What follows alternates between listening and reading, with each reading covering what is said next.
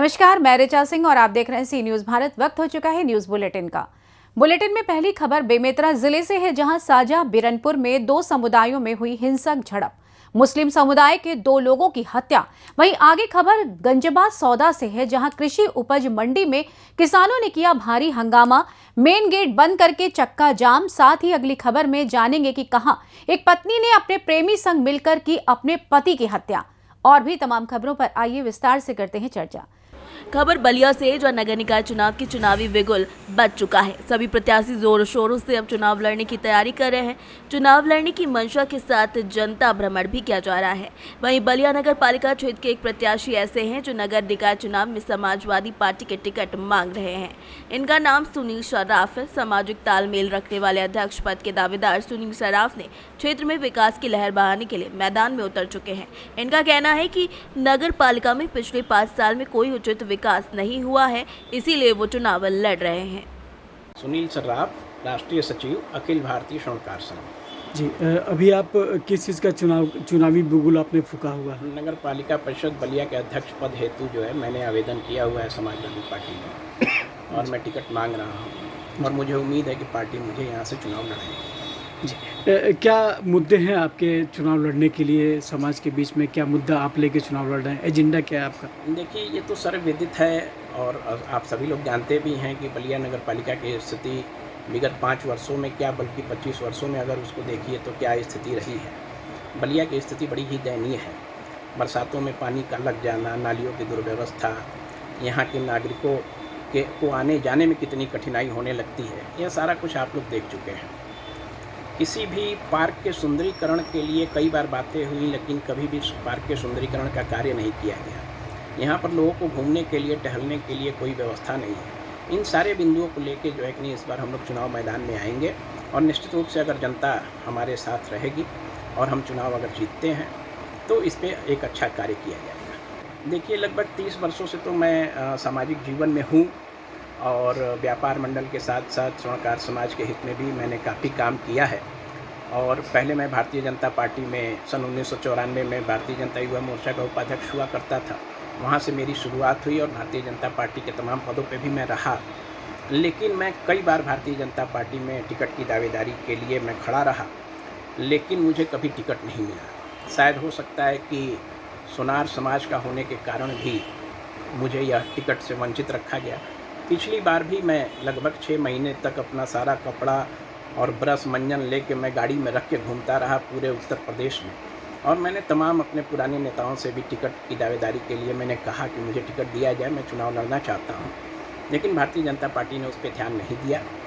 मैं विगत 2 सालों से समाजवादी पार्टी में काम कर रहा हूं। पिछले विधानसभा में मैंने अपने व्यापार मंडल और तमाम संगठनों के साथ बड़ी मेहनत से काम किया था, और उसके प्रतिफल में आपने देखा कि यहाँ से 4 विधायक हम लोग जिता के भेजे थे।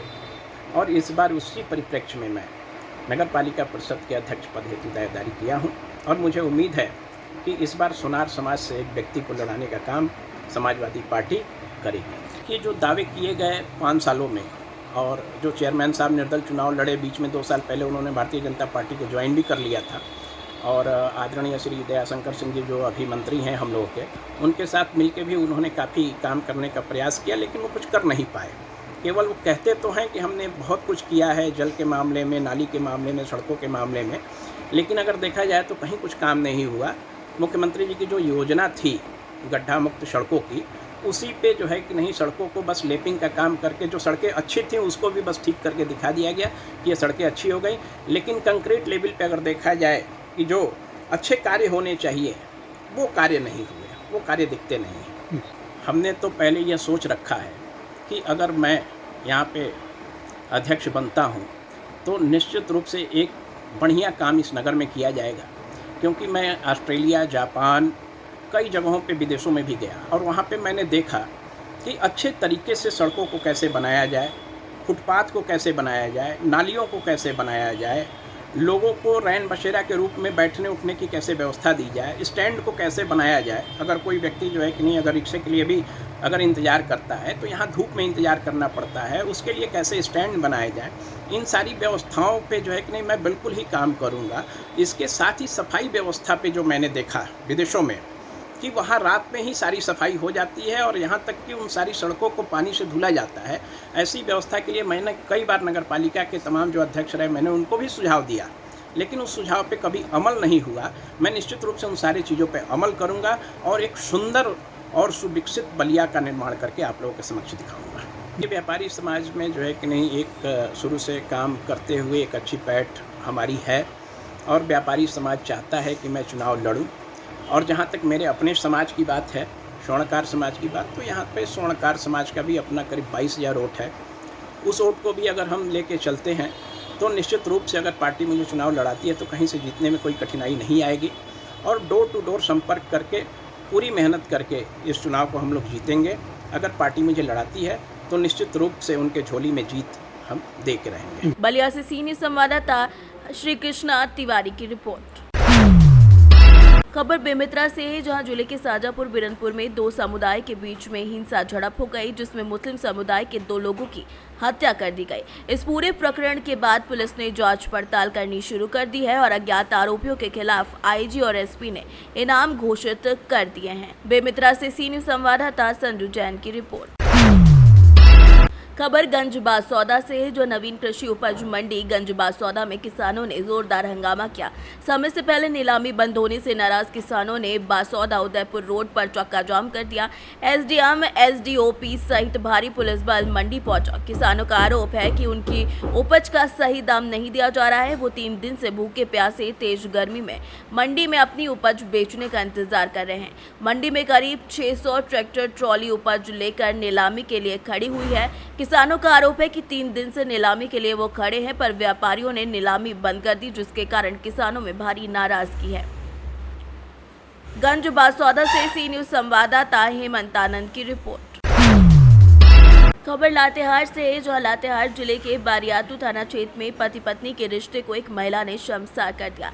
महिला ने अपने प्रेमी के साथ मिलकर अपने ही पति की हत्या कर दी। हालांकि पुलिस ने मामले का खुलासा कर दिया है और महिला और इसके प्रेमी को गिरफ्तार कर जेल भेज दिया है। लातेहार से सीनियर संवाददाता मोहम्मद अरबाज की रिपोर्ट। खबर प्रयागराज से, जहां करछना तहसील के अंतर्गत देवरिया खुर्द में कक्षा 10वीं का एक छात्र लापता हो गया, जिसके बाद परिजन काफी परेशान हुए। सूचना पुलिस को दी गई, जिसके बाद पुलिस ने कार्यवाही करते हुए छात्र की तलाश में अपनी कार्यवाही शुरू कर दी। बता दें कि करछना थाना क्षेत्र के देवरिया खुर्द निवासी दीपांशु सिंह, जिसकी उम्र 15 साल बताई जा रही है, वो घर से बिना बताए गायब हो गया, जिसके बाद परिजन लगातार 2 दिनों से उसकी तलाश कर रहे हैं, लेकिन कोई अता पता नहीं चला है। मैं राजेश कुमार सिंह, निवासी ग्राम देवरिया खुर्द, पोस्ट कर्मा, थाना करछना, जिला प्रयागराज का रहने वाला हूँ। मेरा लड़का दीपांशु पटेल कक्षा 10वीं का छात्र था, जो कि कल विद्यालय 10 तारीख को विद्यालय गया और 3 बजे के टाइम में वह घर वापस आया। खाना पीना खा के 2-3 घंटे आराम किया। उसके बाद जब उठा तो छोटे वाले भाई से पूछा प्रियांशु से कि मम्मी कहाँ गई हैं। तो उन्होंने बताया कि मम्मी मामा के घर गई हैं। तो वो पता नहीं क्या सोच के करीब शाम 7 बजे घर से निकल लिया, जिसका कि अभी तक कोई पता नहीं चला है। और हमने करछना थाने में जाके प्रयागराज से सीनियर संवाददाता मंगला प्रसाद पटेल की रिपोर्ट। फिलहाल के लिए इस न्यूज बुलेटिन में बस इतना ही। देश दुनिया की तमाम खबरों को जानने के लिए देखते रहिए सी न्यूज भारत।